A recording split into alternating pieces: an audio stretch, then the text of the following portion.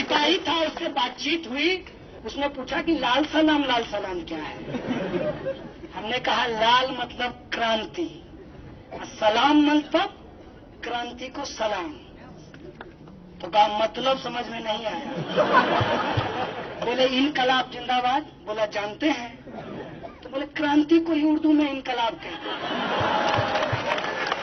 कहा ये स्लोगन तो एबीवीपी भी लगाती है। हम बोले अब समझ में आया कि वो नकली इनकलाबी है, हम असली इनकलाबी।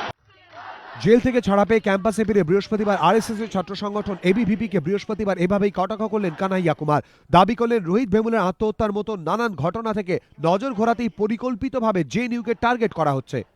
जेएनयू पे हमला एक नियोजित हमला है, इस बात को आप समझिए। और ये नियोजित हमला इसलिए है कि आप ऑक्यूपाई यूजीसी मूवमेंट को डिलेजिटिमेट करना चाहते हैं।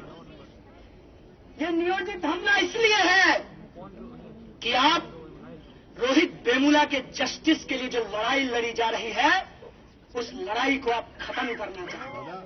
সংসদে পিএইচডি স্কলার রোহিতের আত্মহত্যা ও জেএনইউ নিয়ে বিতর্কের সময় স্মৃতি ইরানির বক্তৃতাকে সত্যমেব জয়তে বলে প্রশংসা করেছিলেন মোদি।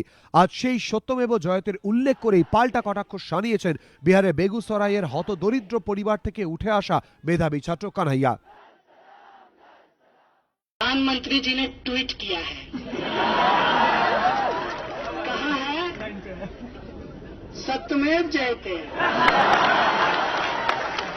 मैं भी कहता हूं प्रधानमंत्री जी, आपसे भारी वैचारिक मतभेद है, लेकिन सत्यमेव जयते चूंकि आपका नहीं, इस देश का है, इस संविधान का है, मैं भी कहता हूं सत्यमेव जयते।